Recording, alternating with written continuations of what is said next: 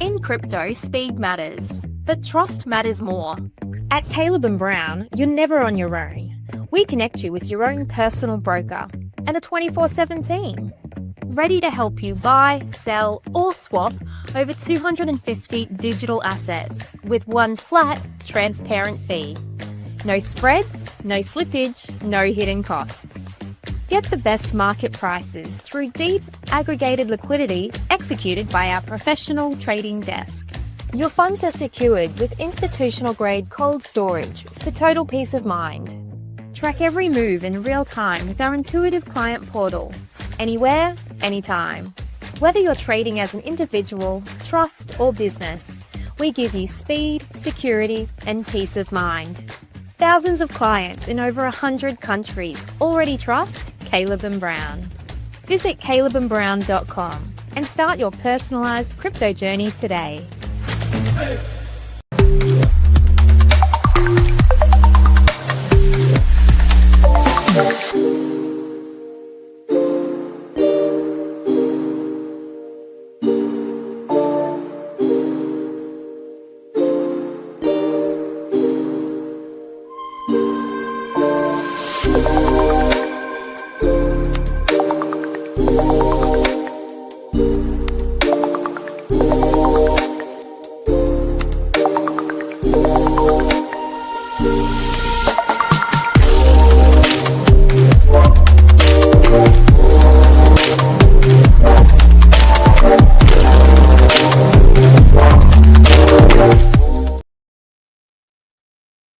Disclaimer, not financial advice. We're not liable for any personal financial decisions.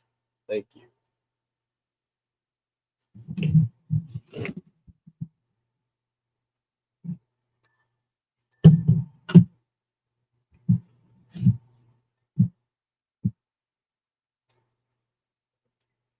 Welcome in, guys, to another episode of Blockchain Brew Show. I am your host. Mr. T Square is in the house. Can you hear me? Can you hear me? Double check. Guys, am I alone today? I don't think so, but you don't have to worry about that. Guys, smash the like button if you want Trent here. Oh, and he is here! Yes, I love it. Don't smash it down if you like the episode, but smash it up because you enjoy us. Woo! Chicka, chicka, chow, chow. Boom, smashing it up. The subscribe bell is right here. Get a couple over there and Kick and Rumble. Problem is, though, with Rumble is that we don't have to ask. It's just easy. But over there on YouTube, we have to ask, and it's a terribly embarrassing thing to do because we're like, hey guys, we're not overly great, but we're pretty good, and we need you guys to make us look better so we can grow better. That was weird. Just slid right off my desk. And yeah, so here we are. Today, guys, I got a Dystopia again. Dystopia Brewing Company. I probably won't ever go back there, but it was a fun trip. This is running at 6.3%, 55 IBU Thought Police. Now, I don't know if they're trying to be like chalk or Chaz or whatever it is on the can, but this is the can art. I didn't realize what the can art was before I bought it. I don't know. You guys can tell me. It just looks kind of weird. I'm pretty sure that's a German crest, and I don't know. It's weird to see a police officer. Wait, it's weird. I look at this police officer. Not only is this a police officer a robot, it's also a woman. I don't know. It's a feminist robot. You just notice on the details, right? Save them tatas. Guys, we've got Mr. Ted Thornton in here. What's up, Ted? Arbitraging alpha from other trading groups and bringing it over here to the Brew Crew. We love it. BNT and Ray Short. Oh man. Today, what I've got for you, how about Omni last night went? Yeah. Equal opportunity robot hiring. Yeah, exactly. You know, the BYD the BYD bot was showing along on Omni as well. Today I'm bringing you guys a Spirit Rumble from Monkish Brewing Company. Double dry hop, hazy, double IPA. coming in at 8.5% even. Here's our ASMR pop. And the poor, as opposed to the rich. Which we all feel like the poor on a day like today. However, if you're hodling sound money crypto assets, you're really the rich. You've just got to expand your time horizon, right? Expand it, Trent. Yeah. Get that horizon and grow. Whoa, whoa. Guys, I have a celebration today, Trent. Yeah. So, guys, I brought in some Woodinville Distillery bourbon whiskey. We got finished in port caskets, Trent's favorite. 2010 edition, 45% alcohol, 90 proof. This is before liquor before beer, it gets you sicker. So, and handmade in Washington.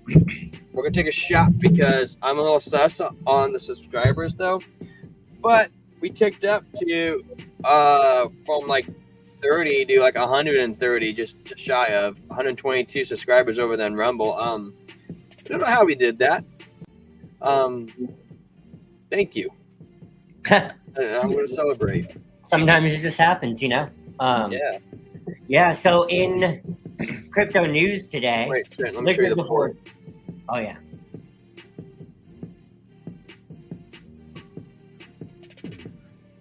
Nice. There you go. Nice shot. Trent, you going to take a shot of your bourbon? I mean, it's your channel, too. The brown elixir. Not yet. Not yet. I already poured my beer. But it's a beer before liquor. Gets you sicker. No. Liquor before beer hits you quicker. Beer before liquor never been sicker. See? That's why you want to do liquor first. Beer before liquor makes you richer. Yeah, you know what? I'm going to cheers to myself then. Cheers to me. Cheers. And cheers to Trent too. Go downstairs and get a shot for you. I'll go downstairs and get a shot for you. Be right back. Or like I'll wait. Trent, you gonna get a shot with us? No, not right now. Come on, most hydrated crypto community we're coming to gas as conglomerates right now. Not right now. Well, you should at least go get it. That way you'll be ready. No.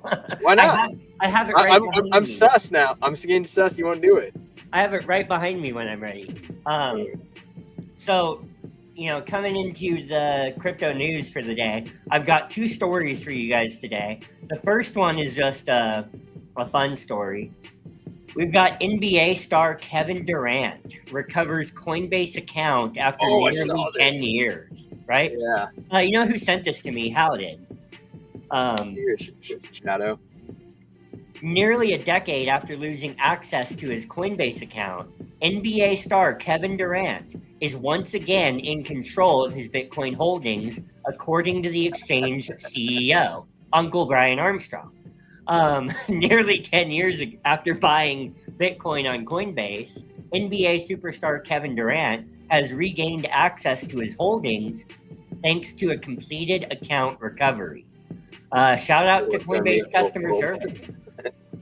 The news was announced via an X post by Coinbase CEO Uncle Brian Armstrong on Thursday evening. We got this fixed. Account recovery complete, Armstrong wrote.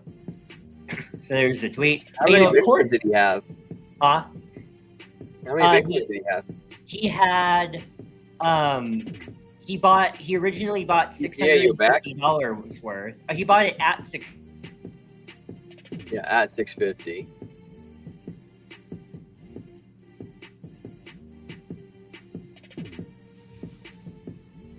I might have to load the article up myself while I'm waiting for Trent.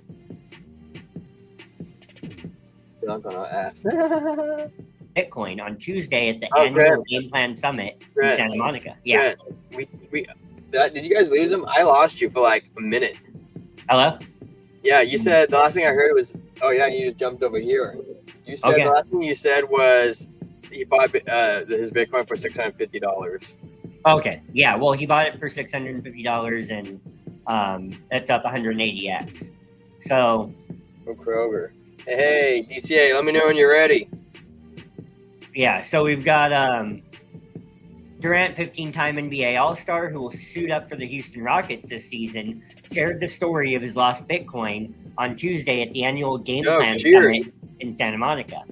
Appearing alongside his agent, Rick Kleiman, Durant told the host, Andrew Ross Sporin, that sometime around 2014 to 2015, he discovered Bitcoin by watching YouTube videos. How about that? Shout out to your friendly neighborhood crypto YouTuber. I really hope that was BitBoy watching them in his little green box. Right. I mean, that bourbon tastes good. It tastes like almond and vanilla. Who was on YouTube in 2014, 2015? I don't think even Altcoin Daily was. Thank goodness. You guys, no offense. I actually like the Altcoin Daily brothers. They put out really good content, but man, their voices are too monotone for me. I always try to help you guys out by going, really, I like this when I read my script, so you guys don't get the monotone voice. Smash that like if you never want to hear that again. Trent's frozen again. Trent. Yeah, he froze. He's frozen again. What was I in the middle of doing? Load up this article. Kevin Durant. All right, I'm loading it up too. Hey, Trent, you're back. Okay. And you know what? I blame you because you didn't take a shot with us, and ever since then you've had connectivity issues. I think I'm better now. I switched the Wi-Fi I was on. So, anyways, did you hear what I said? No. I said, smash the like if you never want to hear me do that voice again. Everybody, smash the like, please. So, anyways, along in the shout out. I agree, man. He is hard to listen to. I guess I'm taking over. Watch me. Hey, Trent. Huh? You're back.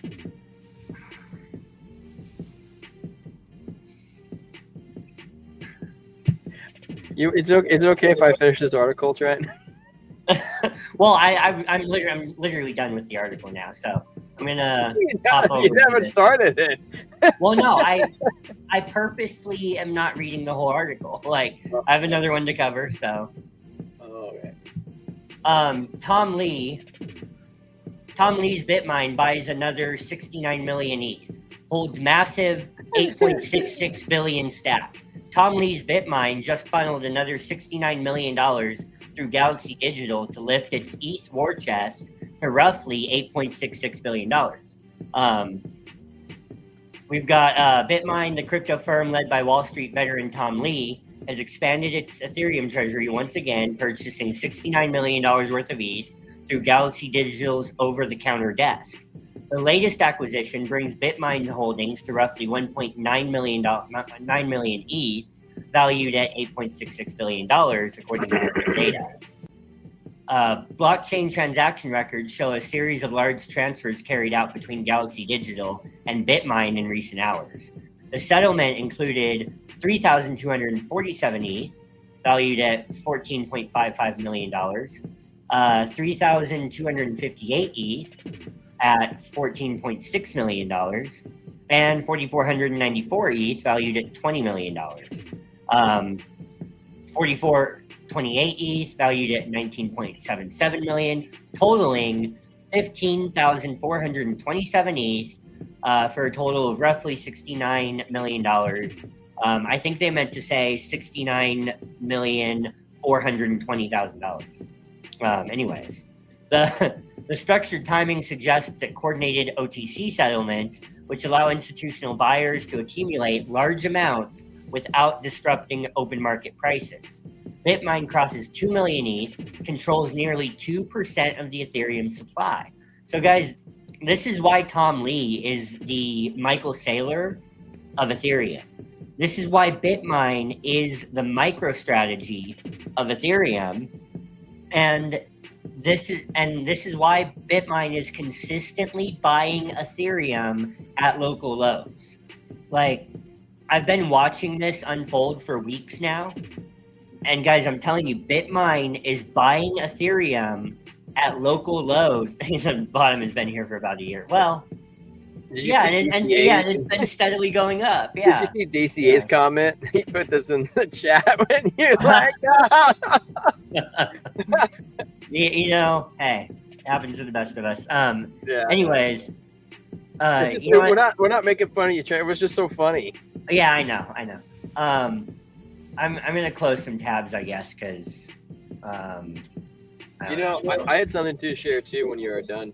Okay, yeah, real quick though. So, guys, Bitmine has been consistently buying Ethereum at local lows for many weeks, and I know do not use joking with us about the bottom. However, you know, Ethereum was $1,500 back in like March or April, you know? So Bitmine, tracking Bitmine's purchases along with dips leading to local lows, like they're buying the dips at great spots. And I don't know about Tom Lee's whole $60,000 Ethereum anytime soon anyways. But guys, this is bullish to me that they're making another big purchase right now. The acquisitions have lifted its total stash well above 2 million ETH in circulation, equivalent to about 1.8% of Ethereum's entire supply. Bitmine, according to Treasury Reserve data, corporate and institutional entities now collectively hold about 4.99 million Ethereum, worth $22 billion, representing 4.13% of the token circulating supply. Bitmine leads this group with 2.15 million ETH. So, guys, of the roughly 4% of Ethereum held by digital asset treasury companies, Bitmine holds half of that, guys. They really are not trying to make purchases at bad times. They also don't care, about catching the exact bottom. Don't get me wrong. And so I'm not calling that. I'm just saying they're not trying to ramp up purchases at stupid times. You just have to think about that a little bit. So there you go. That does it. That does it for me for the news. Well, I just want to point out that FTX is set to recover 1.6 billion for creditors in September, just disbursement, and it's everybody knows. Everybody got hosed on this, okay? But why is it bullish? It's because that's not $1.6 billion of Bitcoin they're getting back. That's $1.6 billion of Tether. That's right. Those people who were FTX, they're either going to take the money out and be like, I'll never touch crypto again, or they're going to be like, I think we're in the peak of another bull run. I'm just going to throw it right back in. And they'll probably end up throwing it right back into whatever they had their money in before it went down. And it's set to release September 30th, so the last day of the month. Isn't that crazy? We're already that far away. That's 11 days, man. Yeah, man. I know. Freaking wild times, man. Wild times. Where's my mouse? Yeah. You want to head on over to some bubbles? Yes. Guys, Aster is up 58%. How the heck is that up 58%? Is this the Hyperliquid competitor that CZ is pumping? $1.6 billion market cap? Am I going to come back and be like, why is this pumping, guys? Like, like Hyperliquid, like, here's hype. It doesn't even make sense that the fact it's at $15 million. Where the frick did the money come from? Nobody even knows. Nobody even knows. And I think I'm very sus on Hyperliquid. I wouldn't touch it with a 10-foot pole. And there's my 2 cents. Yeah. Aster, I don't even know her. Yeah. Aster, I don't even know her. The one thing I like about Aster is that CZ backs it. And I like CZ. Now, obviously, you can't just go buy it because CZ likes it. In other words, you can get dumped on just like anybody else has ever been dumped on before. It's not the most favorite thing, but it will turn into a good project. I wouldn't touch Aster either. Yeah. Well, I'm a little sus on their market cap too, $2 billion. And I'm like, why is everything doing the same? And it's not pulling the liquidity out. $2 too many unlocks coming? Is there really? Let's take a look. Coin market cap. We're going to Aster. Aster. You know, it's from Office. Have you ever seen Office? The lady has a baby, and they're like, "What's the baby's name?" And she goes, "Oh, we named her Aster." They're like, she's like, "It's after a Greek god." They're like, "Oh, what god is that?" Liquidity, ecosystem, airdrop, 53%. Team treasury. The unlocks aren't terrible. I mean, for the bull run, you know, I wouldn't mind having that many in the bull run. It'd be bought up, but it unlocks like 0.5% is every month. I mean, short term, you can probably hold it. Ted, I can't get that crap out of my way. Because, you know, we'll be in the end of the. This doesn't start till January 1st, you know. So after January, it has like a 3%. Then it unlocks at 1% each time. That's not that bad. Because you just want to buy it for the bull run. I buffered on purpose that time, guys, because I'm blurry and I'm trying to make it a little bit better for you guys. But there's hardly anything circulating. It all hasn't been unlocked yet. Yeah, there's some good reasons to be concerned. Wait, does Hype have any? Oops, I should want to go back over here. Does Hype have a bunch of unlocks coming too? Do you know, Trent?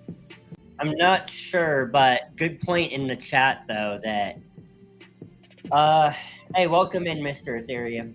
DCA and Prey says it's only been out less than 24 hours. And you could keep pumping. You know, that's very, very true with coins like this that, you know, they behave irrationally. 5 hours. They they behave irrationally because they are irrational. Like a toddler is irrational. You know what I mean? So toddlers aren't irrational. They're very predictable. Well, I always know where the poop's going to be and the pee's going to be. And at some point in their age, they won't need diapers anymore, and it might end up on the wall. Yeah, but predictable doesn't mean rational, though, you know? Yeah. Like, their token unlocks aren't terrible, but then in January also, same time, they do get kind of aggressive with it. Like, what day is this? Every week they do a token unlock, Trent. And every week they unlock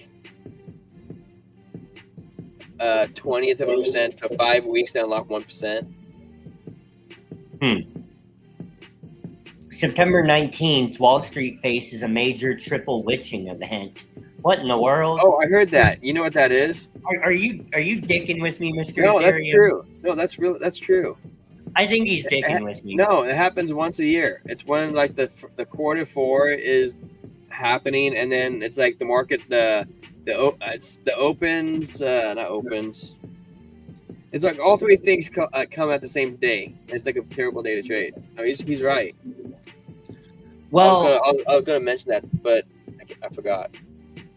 He says volatility across equities and digital assets, triple witching, which occurs quarterly when stock options, index futures, and index options expires simultaneously, yes, often sparks surges in trading. You know? Yes. Well, then look, today is shouldn't we be viewing today as like a good day then? We should be viewing today as a net positive day then, because we had such a day with so much sell pressure, and we held very well. So, you know, I actually did okay today. So I was fine. All my bags got hurt, but hey, that's the name of the bag holder. You know, you don't want to be the bag holder. Yeah. Man, I should try to figure out how to open this beer. You shove your finger under the tab. Oh, frick, man. Guys, do yourself a favor and don't chew your fingernails. Though if I did chew my fingernails, I probably would have bent it in half right there because it's happened many times. Well, while you're doing that, pop over to some charts. And you're already on it. Go for it. Yeah, I was just waiting for you. Oh, What? Silver is up $43 freaking dollars, bro. Dang. That's wild. The freaking gold's just breaking out too. Money flow. Chara, where are you, Chara? Let's freaking go. We jump over to BTC. We're on the. I don't want to do the 15 minutes. Go to the 1 hour. Well, at least we're on some major support. So I think we're okay. I think we'll be okay right here. I don't just bite my nails. I eat them too. Oh, that's disgusting. That's gross. I stick mine in a jar and then feed them to my dog. It's good for calcium. Yeah, I cried. I wanted to buy silver earlier this year and never pulled the trigger. Oh, dude, I love silver, man. I hold a decent little bag of it. So we come over to Bitcoin, man. Look at that, dude. That was nasty dump, bro. We have a double snake eye green dots, man. Snake eyes are pretty good. We have fake out. Are we breaking down farther? Is that what we're gonna get with the witchy event thingy mabobber? Bitcoin still looks like a doji candle. We came down. We went from a -5.4 to a 9. Well, I think you try to call these tweezer bottoms.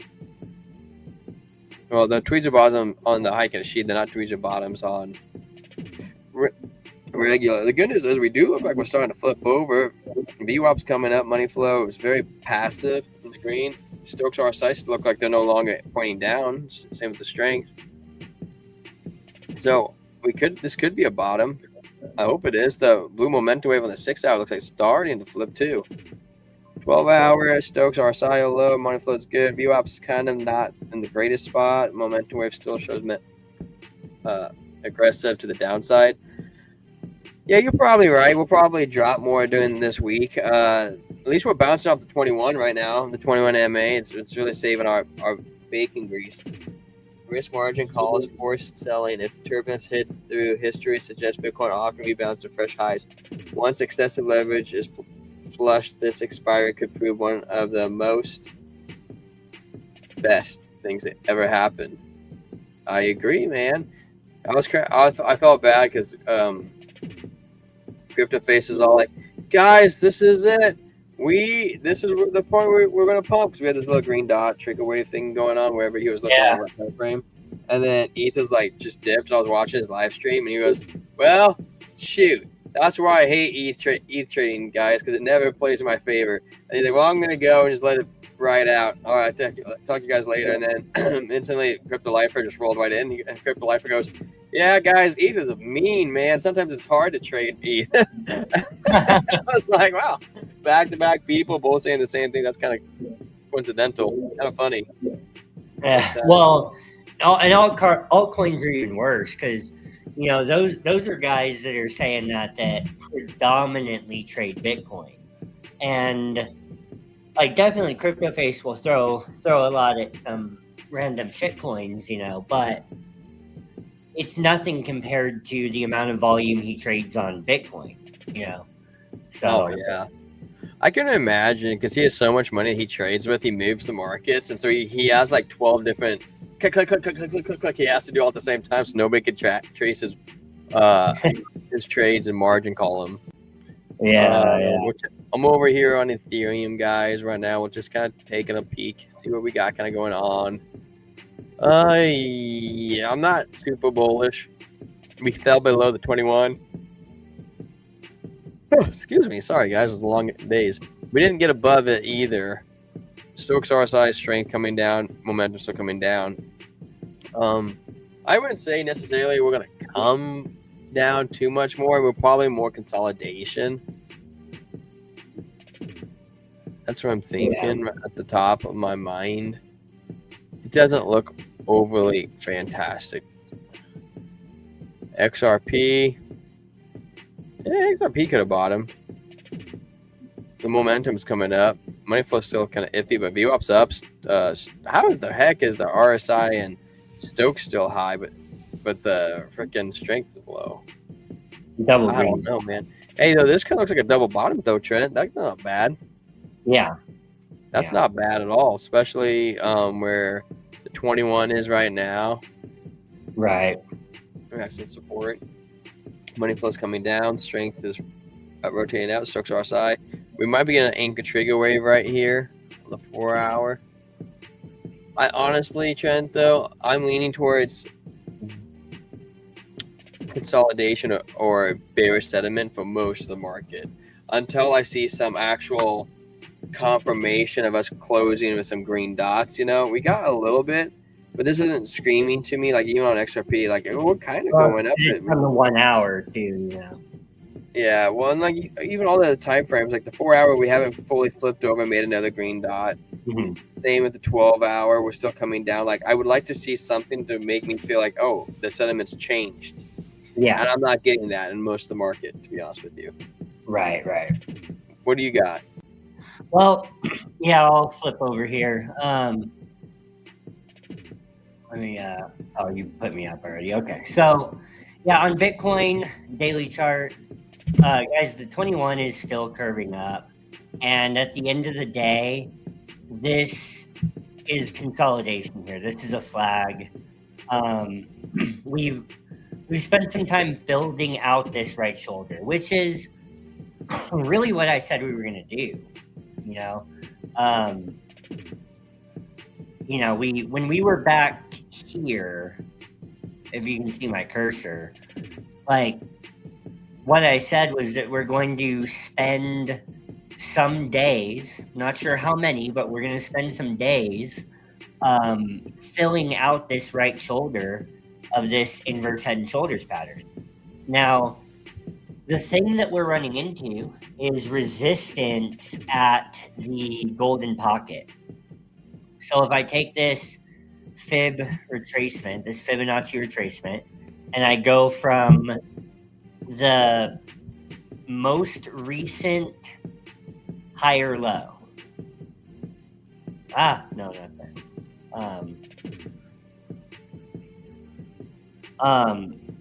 If I find the most recent higher low, and then I go to the previous low before that, right?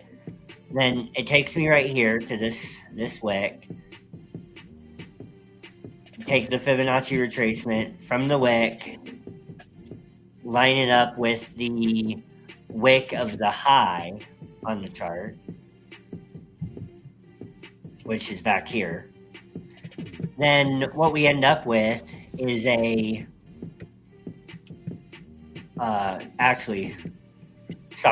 that's drawing the 0.618 golden pocket that we bounced off of back here at $108,000, where we were closing candles. But if I take the fib tool, my apologies, from the high and run the low down like this. Hey, where we get the zero line at the bottom of the range, then what we find is the golden pocket above us, 0.5 to 618. Guys, we're ranging in this golden pocket right now, and we're experiencing it as resistance. And the upper end of this at 0.618 is coming in at, $117,700. I get my line right. It's 117.8. You could call it 18,000. Guys, the minute that we're closing a daily candle above $118,000, we break this golden pocket and we're blasting off to the measured move of this inverse head and shoulders pattern, which is at $128,000. So, Trent. Yeah. When you're done, would you take a look at LCX? Something interesting's happening right now, like literally on the 2-minute candle. Okay. Do not use as Bitcoin has been below 120K. 120K next week would be the expected target. Yeah, I agree with that. Do not you? The reason I agree with that is because like I showed the golden pocket here, I'm going to be working on really refining my craft here. And, one way I'm going to do that is by giving you guys conditional statements. Okay. If then statements. If Bitcoin closes a daily candle above $118,000, then it will make a rapid move toward $130,000. So we're looking for that daily close above 118. In the meantime, we are holding support with a curving 21 moving average, 21-day moving average, curving up, a 50-day moving average that's starting to curve up. So, this back here was actually a smaller inverse head and shoulders inside of a larger one, right? And so if we take that neckline and we put it, let me get a horizontal line, and we put that neckline right here, then what I would say, I did not know that, Mr. Ethereum, is that as long as we hold above $113,753, as long as we hold that level, then we will break 118 sooner rather than later, right? If we break 118, we head toward 130. So, that's where I see things residing right now. If we go down to some lower time frames, I can give you some more immediate numbers than saying 113.7, although that is the most important number to hold in my opinion. You could even say the 100 moving average right here at 113.8, but that's basically the same thing. Notice that on the 4 hour, the stochastic RSI has gotten as low as it can go, and it's putting in a V-shaped recovery down here. So that's a really positive sign. On the 4 hour chart, I would say that because we're sort of forming this triangle here on the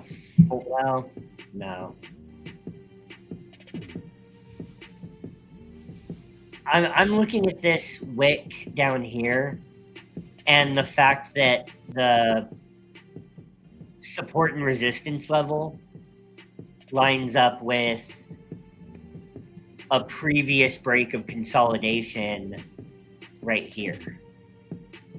So on the 4 hour chart, I'm going to say that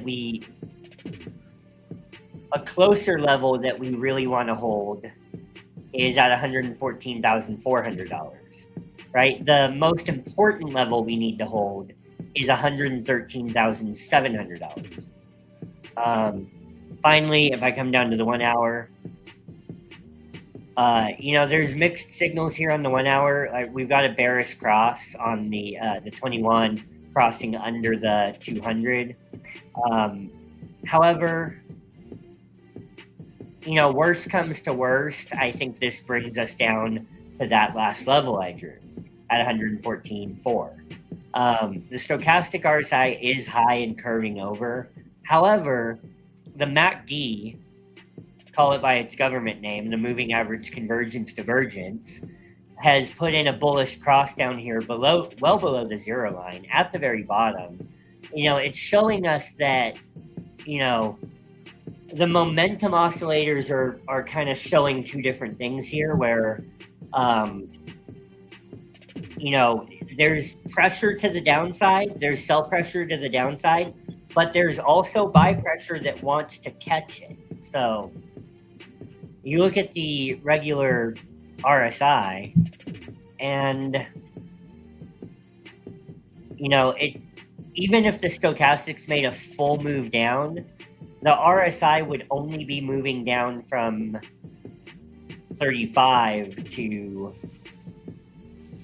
perhaps 25, making a 10-point move, which is not very dramatic. So, I don't think that we're not in for a catastrophic dump. As long as you're not in leveraged positions that would get wiped out at $114,400. I mean, look, just be really safe. And if you're gonna long Bitcoin right now, use a low enough leverage to where you're not worried unless things are getting below $113,700, in my opinion.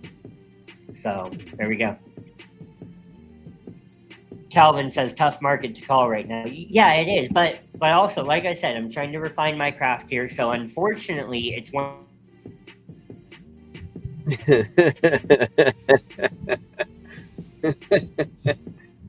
He was on a roll there. Guys, let's act like nothing happened when he comes back. We won't say anything. Just nod and wave. Wow. Craft beers. Shh. He'll be back. He does this. No, don't say he's gone. We're trying to trick him. We're going to trick him. Hello? Okay. Hey, what's up, Trent? Hey. You didn't disappear. We were chit chatting. No, you only lagged on your end. We saw you raging. Yeah. Anyways, so look, the last thing I'll say about it is I'm trying to refine my craft. So if-then statements, right? Unfortunately, it's one of those days where some more exciting specifics aren't really presenting themselves. They aren't making themselves obvious. But look, if Bitcoin closes a daily candle above $118,000, it's going to move rapidly to $130,000. If Bitcoin holds above this range from $113,700 to $114,400, then we are likely to bounce back up and attack 118 again. So there are your two conditional statements. You can set alerts on TradingView for that by triggering an alert at $114,406, another alert at $113,644, and you can set an alert for a break of $118,000. So those are the three alerts that I would set. Hey, Trent. If then possibly, probably, likely. Well, I mean. Hey, Trent. Yeah. I'm gonna reel you in a little bit because I really want to look at LCX. I really want to cover my favorite segment, and I also really want to show people this new thing I found on CoinGlass. Okay, sounds good. LCX. I'll make LCX quick. Let's see. LCX. USDT. I do like LCX because. Give me a price target. Yeah, I do like LCX because they list Cardano native tokens. Do they really? Yeah. I own 25,000 coins. Nice. No, I'm just kidding. What do you see, Trent? Well, on the 1 hour, we're breaking the 200 moving average. If I go to the daily, the MACD is. I can't believe that, Mr. Ethereum. The MACD. Why are we getting a God candle? Well, I don't know. Something obviously happening right now within the last hour, whether it's just trading volume related or. I had like the last 15 minutes. Yeah. So the MACD, call it by its government name, is looking to cross bullish right now on the daily. Stochastics are getting a strong move up. RSI is getting a strong move up. You have this W pattern forming here on the RSI. and we're above the 200, touching the 21. I'm gonna say that. I'm gonna say we break these highs before we break these lows. We have a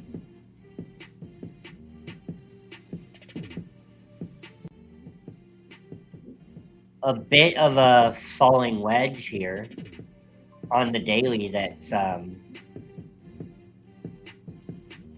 breaking above it right now. So if, again, conditional statements, if this daily candle closes above this falling wedge, then you're looking for a break of these highs to come in fairly quick. You know, a break above 18 cents. So I'm going to say we break above. My first target is 18 cents. My next take profit level would be, my take profit 2 would be 21 cents. My take profit 3 would be 0.225. And my take profit 4 would be 0.245. So not bad, man. Not bad. Well, guys, I have something to show you on CoinGlass. I've never shown you before. You may or may not know exists. We'll find out. But before we head over, we're going to head over to my favorite subject. Boom. A chance on the screen. And I said, boom. Guys, you're partnered up with BitFi. They're our #1 trading partner of choice. No KYC, no VPN, and you save 20% on trading fees using our link. Now, if you're new and you're kind of green and getting used to the market, you can deposit. Where's my mouse? Oh, it's not showing it. Weird. I have it on the screen. You can deposit $100 and you get a $60 bonus, which is 60% of your money. Now, if you're a little bit more advanced, you can deposit $500 and get a $100 bonus. If you're a little bit more skilled, you can deposit $1,000 and get a $200 bonus. And if you're really advanced and you know what you've been doing for a while, you can deposit $5,000 to get a $1,000 bonus. Now, what's really interesting about this, guys, is I'm telling you, you get a $1,000 bonus, but I'm not telling you you have to deposit 5,000 Tether. You can deposit 5,000 ADA. You can deposit 5,000 XRP. And I say 5,000 XRP, I mean dollar amount. I'm not actual coin amount. Right. Or a mix of all of that, as long as your total assets are greater than $5,000. And you get a $1,000 bonus. It should be relatively almost immediately, like the next day or two, if not the same day. And you get your bonus, and then you don't have to have your money in there. You can transfer it out and use that free bonus and go trade with it, man. Have fun. I always tell people, try not to get liquidated, man, because it freaking sucks when you get liquidated. But, trade smart. It also gives you access to our VIP trading group, which we will gate once we hit 500 subscribers. So we're 40 away right now. So you might as well take advantage of that. And also we're not entitled. Incentivized. We incentivize, thank you, to help you. Because we get kickbacks on your trading fees. So you go in there with your charts and you want us to take a look at it. Say, hey, what do you think of this setup? Me and Chen will jump in there and we'll take a peek. And we can't give you financial advice, but we can also take a peek and tell you, hey, this is where we're coming from. This is what we see. And maybe you can get confirmation and be like, hey, they think this looks bullish, or hey, they think this looks bearish. Am I taking a risk taking this trade? But thank you for hyping up the likes, Shadow. We appreciate it. And thank you, Ted Thornton, for repenting of your goober ways. And do not you. I intend to put out an interview that I did with Stuff.io this week. So there you go. But I don't know, man. I don't know. Oh yeah. So now I gotta jump into this. So I don't know if you guys have ever seen this. This is called the RSI heat map. I don't know if Trent's seen this. And this is another tool that you can actually use to help find trades. So what it's telling you, up to that, you got overbought, strong, neutral, weak, and oversold. You can actually kind of go in here and kind of take a peek on things that look interesting to trade. Like, I've never heard of Sun. Okay. maybe actually I take it back. I did hear about it recently because I thought Justin said. But you got Sun, you got the Trust Wallet coin, you have this sign, buy. Whoa, it just changed a little bit. Must have just updated. Whoa, that threw me off. Where did buy go? BNB, just Trust Wallet. But I'm saying like this is overbought. It's something that you might be able to short. You know, puts in your radar. Go throw it up in Market Cipher. You can also come to the bottom, but check out Form, which is one of those meme coins. Maybe it's something that you can possibly trade for a long. You got Toshi down here, even after the Toshi run. And you still got bar coins down here. You got Trump coin, Atom, SPX, useless. And they're saying they're oversold. It's not saying that, you know, it's the coin of the day. Where we got Bitcoin over here. Bitcoin's in the very neutral area. And guys, we're just below all-time highs. And when it's in the neutral area. Same with Red, VeChain, Arrow. Also, if you're trying to accumulate things in the long term, this also could be a good way to help find out where your coin is at. You know, you'd be like, hey, I'm looking for the most X's. You can kind of sift through and figure out what you like. Why is it jumping so fast, Trent? What do you mean? Everything is getting jumbled. Whoa, this is a cool map. BTC price 200 WMA heat map. 200-week moving average heat map. Yeah, but we haven't even lit up any of the dots yet, Trent. Right. Zero dots, guys. It hasn't even started the fun times. Yeah. What's Pure multiplier?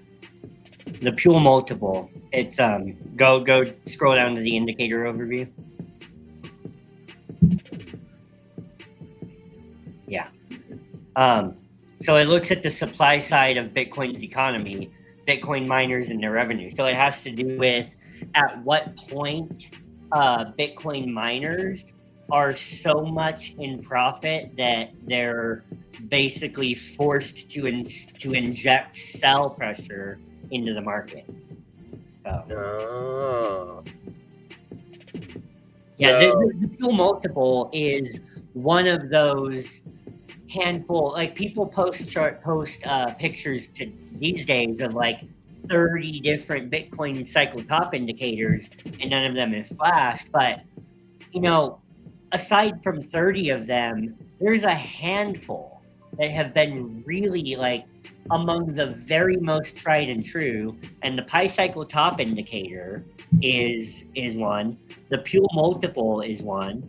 The MVRVZ score is one, and then the golden ratio multiplier is another. So I've never actually used this Pi cycle indicator. Is this look different than a normal one? Because I'm trying to figure. Oh, isn't this when it crosses, like the green crosses the red? Yeah. I don't think I've ever seen one that looked like this. Well, they use different ways of signaling it on different tools, but yes, right here, it's the green crossing the red is your indicator, And that's saying the market's over. Yeah. Well, that was dead on balls accurate back in 2017. Right. Where's 2021? Technically, the top was over here, but should have been over here if it wasn't for. Yes. Yeah, Several of the signals flashed in April during the first top. And if you really, really think about it, the top of the sentiment in 2021 was in April. It was not in November. The top of retail sentiment with Dogecoin going crazy in the public eye. Elon Musk was gonna come out and everyone wanted him to talk about Doge on Saturday Night Live. Coinbase IPO in April. All of this stuff, like the top of the retail sentiment was absolutely in April. It was not in November. So, but even in 2021, regardless of the fact that we went on to have another run, and I'm not saying anything about altcoins here because some altcoins ran to their high during the first peak and some altcoins ran to their high during the second peak. So you got to look at everything on its own terms. But, what I will say is that the top, if you, on Bitcoin alone, if you sold the high cycle top on Bitcoin in 2021, you would have caught the top within $5,000. So, and that top wouldn't have come in for many months later. So you would have caught the local top, and you would have caught the macro top within $5,000. So it's a powerful indicator, even if it's not perfect. Bitcoin power law model. I'm guessing when it's close to the green line, it's a bottom. Right. I don't know what that is really, but you can scroll down and read about it. Maybe it doesn't on this one. I don't know. It is what it is. It is what it is, guys. Let's go close our poll. You want to close the poll? I exited out my tab to conserve bandwidth over here. Trent, you never have to worry about lagging. You know why? You partnered up with a genius, okay? I'm the greatest improv of improvees. And when that happens, man, we have so much fun. I'm like, half the time, I'm like, we should go clip this and show you because it's so fun. You never have to worry, okay? Got you. Yeah, let's close out the poll though. I'm interested to see where we did clean it out. We did pull it out. Clean it, pull it. We pulled the cleaning of it. Where did it come out? 117K. I forgot to vote, by the way, but that would have been my vote. I'm just kidding. I got the lowest. But, no, but where did the results come out? 113, 45%. The results came out at 113. Yeah, I think that it's going to close closer to 117 than 113. I think so too. Oh, hang on. Let's go take a look at something. The one thing we should have looked at. Oops, that wasn't it. This one. So good at improv. He uses impoverished words. It's true. But make sure you're on the week, though. Yeah. Why? Because. Well, in the immediate term, most of the liquidations would be going down. In the short term, we definitely have a higher point at that 118 level, almost 200 million leverage. Yeah, golden pocket, maybe. Well, that is a clean. Pardon my language. That's a clean ass break of the golden pocket. I like 118.8. Like, yeah, that's a powerful break, and the liquidity looks really thin. You know, coming back up past 117. Like, this is why, like, I really do think that we close closer to 117 than we do to 114. I mean, if for no other reason, guys, we're closer to 100. We're closer right now to 117 than we are to 113.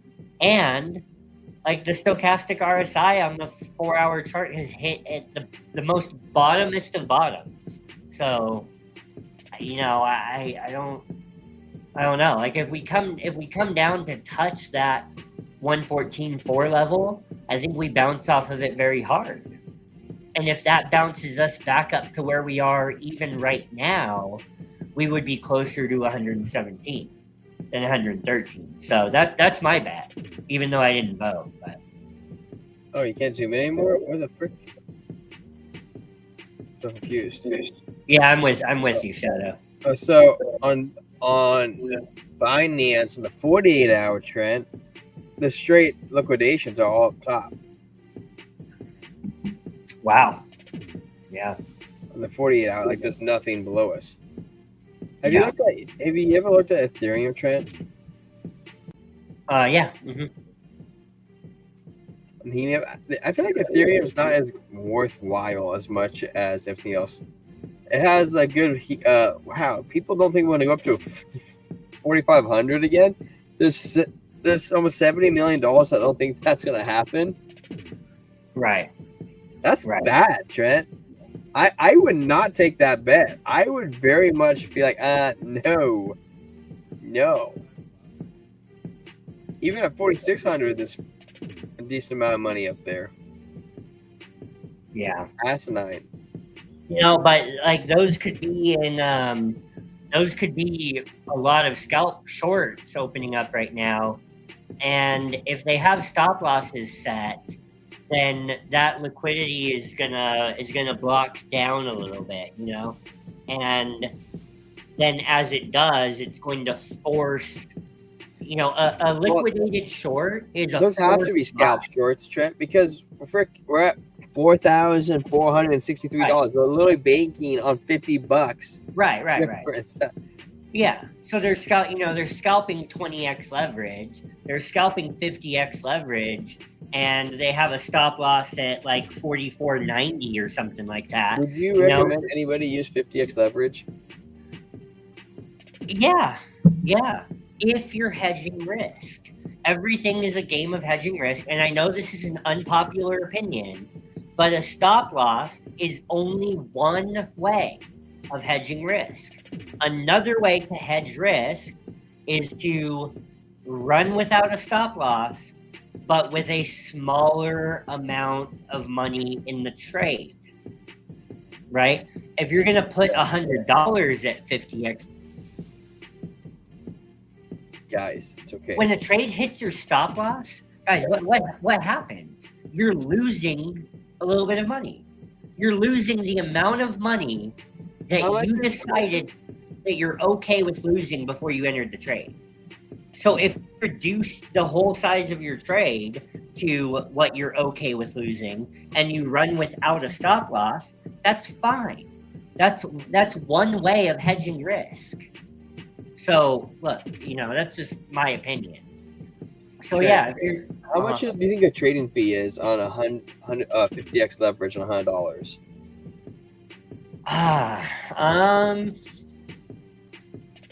Well, it's by volume. It's by volume. Yeah. So what's 100 times 50? $5,000. Yeah.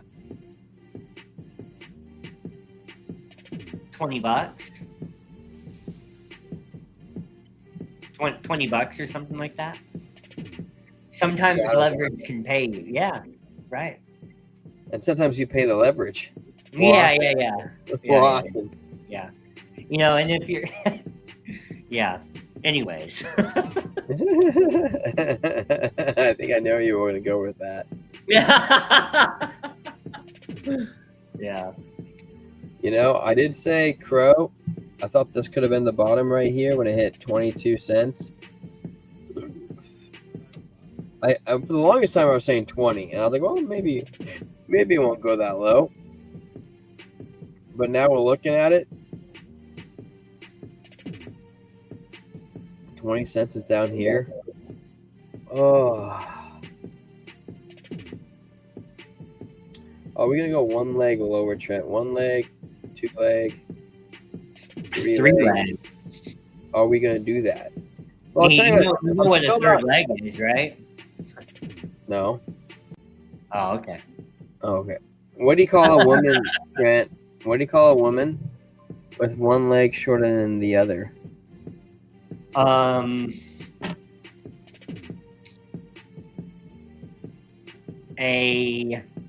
No. I don't know. What do you call her? Eileen.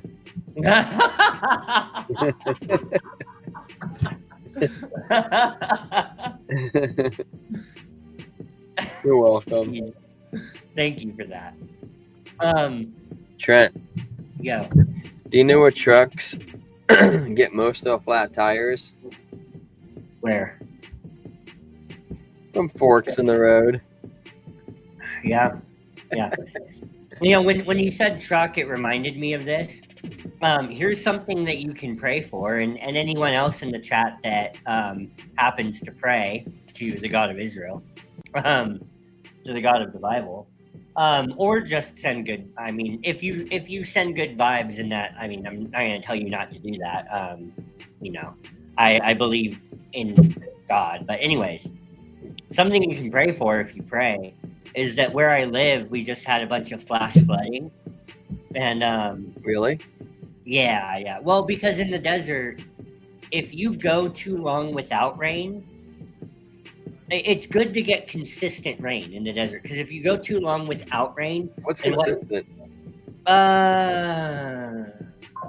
Maybe 10 times a year. Can I ask you something? Yeah. How long has your family lived in the desert? Like, what drew your parents to? Like, I'm gonna buy. I a house in the desert. I was born here. I know, but like, your parents were like, "We're gonna move to the desert," and I'm sure that town where you live was a lot smaller when your parents first bought the house. Yeah. Like, what made them think I'm gonna go to the middle of nowhere and buy a house? If you guys look up Barstow, California, like it's not as bad as it. I mean, living in the desert. Look, Phoenix is the desert. Like, Joshua Tree is the desert. That's a beautiful place to live. The desert is beautiful, and honestly, well, yeah, but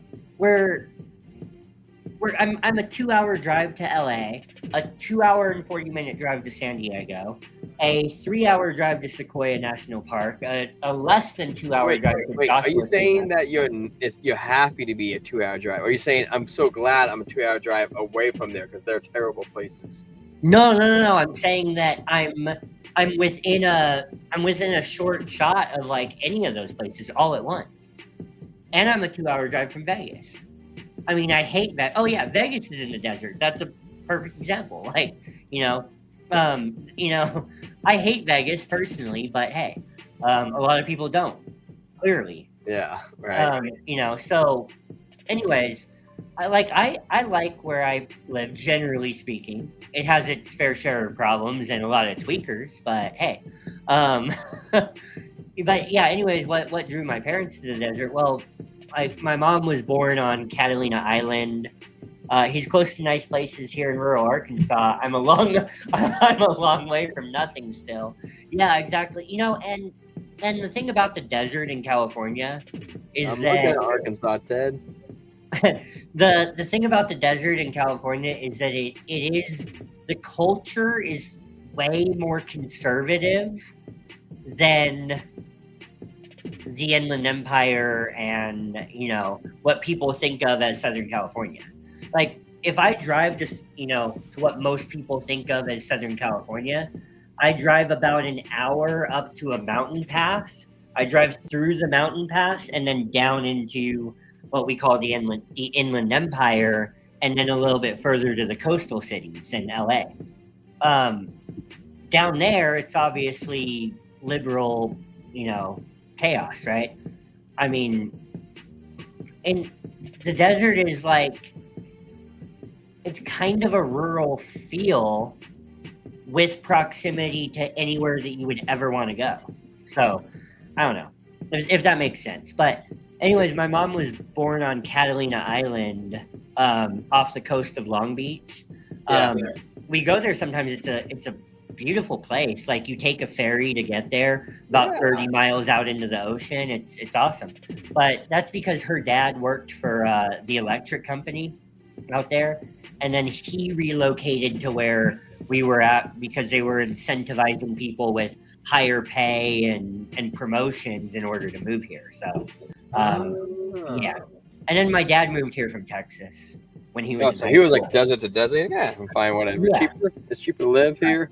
Well, it's also because his dad was military, and where I live is like we're surrounded by an army base and a military base and an Air Force base, right around where I'm at, and then also the railroad runs through where I'm at, and that all of those are like basically the entire economy in the small city. It's like a little over 20,000 people, and between military and the railroad, that's the whole economy, except for like retail traps, tourist traps. But speaking of the railroad, I went into a local coffee shop the other day, and when I went in, it had like, can you hear me? Yeah, I hear you. Oh. Sorry, Sarah walked in and she was all like, "What are you doing, you good-looking man?" I'm like, I'm talking to my friends. Oh, you're good. I saw your mouth moving. But anyways, I went into a local coffee shop the other day, and it had old railroad pictures from the place where I live, and it had job listings from 1900. Job listings for the railroad, and those job listings were paying a train conductor, between $50 a month to $80 a month. Which is probably really good, actually. Right. But dude, a conductor these days makes like $8,000 a month. That's like $1 a day. Yeah, like yeah. Napoleon Dynamite. He's out there farming chicken. Oh, $1 an hour. Dude, pardon my French, but inflation is a bitch, dude. Like, man, a laborer for the railroad was making between $30 a month to $50 a month back then, which, you know, some friends of mine are railroad laborers, and they make good money. Like, they make better money than you can make around here unless you How much go do to you college think a or train something. conductor makes currently? Don't quote me, but I think it's like $8,000. Let me look it up. A month? Yeah. I peg it at a $200,000 a month. No, A year, yeah. 180. Railroad conductor salary. Guess that really depends on where you live, though. Yeah. I mean, that depends. I think 2 hours is close, Ted. We're 2 hours away from a 30-minute drive most of our towns because the traffic's so bad. This is definitely not really accurate because that's about right. 130,000 a year. You know what's crazy, Ted? Because we talked about this before, how much I make as a garbage man, and I would hate to drive in the snow out there. I would hate it, man. In a garbage truck, frick that, dude. I mean, like, it's easy up here. We might get a couple snow days, but you know, it's really tricky though because, like, you know, we don't like to chain up, especially in a garbage truck. It's just brutal. But you know, down there, I'm sure when it snows, you chain up and you just leave your chains on all season. No snow in Arkansas. Ted said I live like a king down here. Maybe that's where I need to go. Frick, I kind of curious, Ted. Like, don't tell me your city, but tell me your neighboring city, because I'm kind of curious. Or you can tell me your city too. That does sound enticing. I'm not gonna lie. It does sound enticing. Ted, guess how much we're paying in California for like vehicle registration? Oh, guess how much we're paying in King County for vehicle registration? I bet mine is more. I bet you mine's more. Look, for a 2022 Toyota Tacoma, he said 1,000. For a 2022 Toyota Tacoma, I swear to God, my registration is like $800. Ha! Let me got you beat. No way. Yeah, we're like $1,200 to $1,600. For what kind of vehicle? It's just anything in King County because they're using that money for the light rail. Most people don't. Most you can actually drive here, and most registrations people don't renew them because they just like it's not worth it. So it's cheaper to get a ticket than that. But they also pass a law: you can't get pulled over for expired tabs. You can only they can write you a ticket for it if you speed, but they can't pull you over for tabs. Just tabs. And because of the light rail, everybody's like, dude, this is BS. Okay, yeah, that's a whole different animal then. But like what you just described with the light rail and all that, and the not being pulled over, like but we can't ever use the light rail because people always get murdered on it. Yeah, right. But over here, well, yeah, I mean, Charlotte, North Carolina, Irina Zarutska, you know, and like I've been putting out those shorts, right? And a lot of people know I'm kind of on one about that, but man, my heart just breaks thinking about that girl getting stabbed on that light rail, man. Like it's just heartbreaking. But You know what pisses me off even more? You know who Stephen Furtick is? The mega church preacher. Oh yeah, I think I do. Yeah, well, Is he really old and has like jets and stuff? no. That's Kenneth Copeland.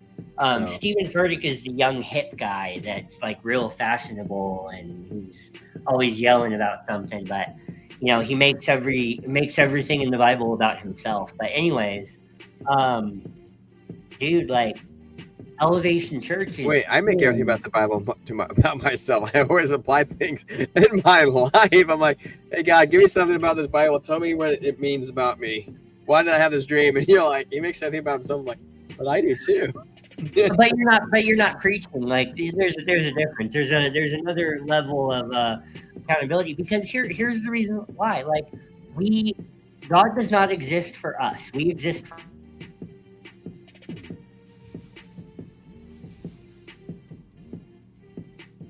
Yep. You're right.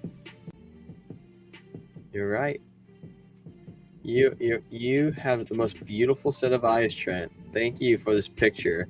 People always say take a picture and it lasts longer, and you've given us not one, but two, but multiple blessings tonight of this, and it makes me so proud and so happy. My disabled vet tags are free here. Hey, Trent. Real quick, sorry. Elevation Church is in Charlotte, North Carolina. And that megachurch pastor has not said a single word about that girl getting stabbed on that train. Really? And not a single word about it.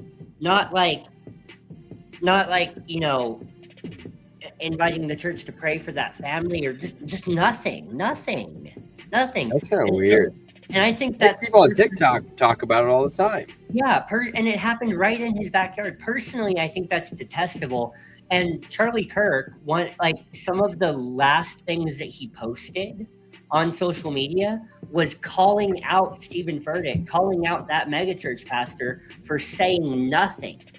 Really? About Irina Zarutska getting stabbed on that train. And guess what else Stephen Furtick has said zero about since then? What? Charlie Kirk getting shot. There's zero excuse for that as a pastor, in my opinion. Yeah, that's really interesting. Yeah. What are we looking at on your screen, Trent? Sorry. We'll wrap up right now. And I think we'll still get a slightly early. Oh, we just lost a subscriber. Did we? Yeah, we're at 458. We lost our 459 earlier. That's fine. It's because it's really slow right now, Trent. Yeah. I just say it's all my friends that I asked first to subscribe to me, and they're like, I'm tired of getting a ping every night. Probably something like that. Anyways, yeah, this is Tap Tools, the website, not the X account. But we see SNEC consistently coming in here as the highest volume Cardano native token, which it will continue to be the highest volume Cardano native token through the rest of this run for sure. But Indigo, if we take a look at Indigo, you know, I think that Indigo is going to prove to be a really good buy at this level. Whoa, what did I just do? Okay.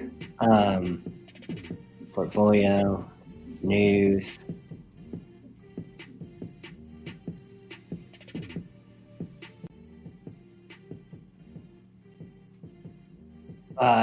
Yeah, so anyways, I'll just come over to X real quick and look at Tap Tools on X.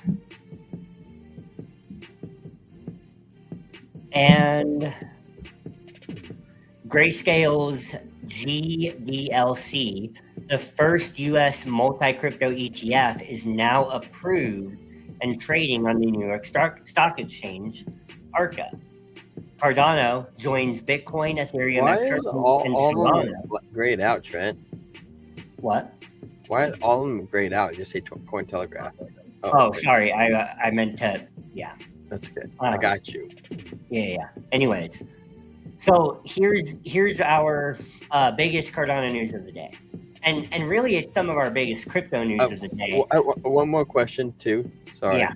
Mr. Ethereum says, I only have 16. LOL, I don't care. I do this for fun. More people I can tell about Ethereum, the better. I agree. I really like Ethereum, Mr. Ethereum. Yeah. I have a question for you, though, because I was listening to somebody else talk on a live today, and they said that people buy Bitcoin because they know Bitcoin's going to be around forever. Do you believe Ethereum will be around forever? I think it's gonna be around in 50 years. I think so. I think Ethereum will be around 50 years. I do. Absolutely. I really think it's gonna become like the silver to gold. Like I don't think will be practical without, maybe if they all solve scaling by then with quantum computing or something or other. But I don't know if it's gonna be like the one that people are building on. But I do think it'll be around. I think it'll be like a silver to gold. There's never just going to be one main layer one. There's forever going to be like 5 main layer ones, and whatever makes it into that top 5 is solid. And that number doesn't have to be 5. Maybe that number is 3. Maybe that number is 8. I don't know. But you know, Ethereum can't do it alone. But also, Ethereum is going to be here practically forever. Is Cardano gonna be around 50 years? Yes, absolutely. So Grayscale's GDLC, the first U.S. multi-crypto ETF, is now approved and trading on the New York Stock Exchange. Cardano joins Bitcoin, Ethereum, XRP, and Solana inside the SEC-regulated product, securing a place in front of institutional and retail investors. So, guys, this is the one. If you remember a couple months ago when the SEC approved this and then they paused it. They approved it and then they retracted it right away, right? Well, now it is 100% live. It not only is it approved, it's trading on the New York Stock Exchange. Guys, this is incredibly bullish, not just for Cardano, but you know, this is the Cardano spotlight. So I have a bias toward Cardano on the channel, for sure. But it's not just bullish for ADA, it's bullish for all of crypto. It's not even just bullish for the 5 coins that are in this ETF, right? Bitcoin and Ethereum already have their own ETFs. But guys, for the very first time, a spot XRP ETF product is live. For the very first time, a spot Cardano ETF product is live. For the very first time, a spot Solana ETF product is live. The way that this absolutely spikes the odds of each one of these getting their own ETF in October is wild. Not only that, Polymarket odds for an ADA ETF jumped up to like 90% today. Probably because of this. So, what can normal people every day transact in? That's Bitcoin Cash and Litecoin. No. Look, that's Bitcoin Cash and Litecoin aren't gonna be around much longer. That's an old narrative. If you're looking for like, you know, cash alternative transactions, I mean, look, ADA, Solana, but even more than ADA and Solana, like the things that are really going to take the cake of like everyday transactions, I personally think that Algorand and HBAR are very well positioned to be at the front of like retail and merchant. Look up highest merchant acceptance rate. I get it. Yeah, I get it. But what you have to realize is that those are processing through PayPal. those are processing through third parties, right? Like if a merchant was going to integrate an on-chain mechanism to accept transactions, like credit card network, yes, yeah, like right. If a merchant was going to integrate fully on-chain mechanisms for transactions, like Algorand and HBAR are miles ahead of the pack in terms of securing that front. In my opinion, that's just the truth. Yeah. And regardless, like the fact that Litecoin and Bitcoin Cash are, accepted by some merchants does not make them unique, because you can do the same thing with any crypto. If you use a Coinbase debit card, if you use a crypto.com debit card. So it's really neither here nor there. Not to mention, actually, you know what? Even though I say that Algorand and HBAR are the closest, which they are in terms of like their transaction speed and time of finality, being able to have a clean integration into merchant systems, I would actually say that like Cardano is closer, because they're coming out with the Cardano card in Q4. Intersect is, anyways, and that card operates fully on chain. It draws on chain funds and transacts them at point of sale. So I don't know. Anyways, dude, LCX is still ripping, Trent. It's grown from 14 cents to 16, almost 17 cents since we last looked at it. Hey, that's wild. Yeah, man. I don't know. Well, guys, we're wrapping it up. I just want to say thank you, Mr. Ethereum, for joining us tonight and spreading your Ethereum advice and wisdom. Ted, thank you for joining us. You make Arkansas look very tempting, I'm not going to lie. Shout out of Crypt, thank you for joining us. Dean.U, thank you for joining us today. Calvin, we miss you. We love you. Thank you for joining us. It's rolling. We didn't really have Emilio Muppet tonight, did we? No, they're probably busy, no pun intended. Yeah, right. And Yo Meta, thanks for showing up. Hey guys, take care. Be blessed. We'll be back for the Saturday special sometime in the AM, and then we'll be back for the Sunday close. All right. See you on the flippity flop. Cheers. Later. Cheers. And please help us get back up to subscribers and check out the BitFi link. Awesome. Thank you. Have a good night.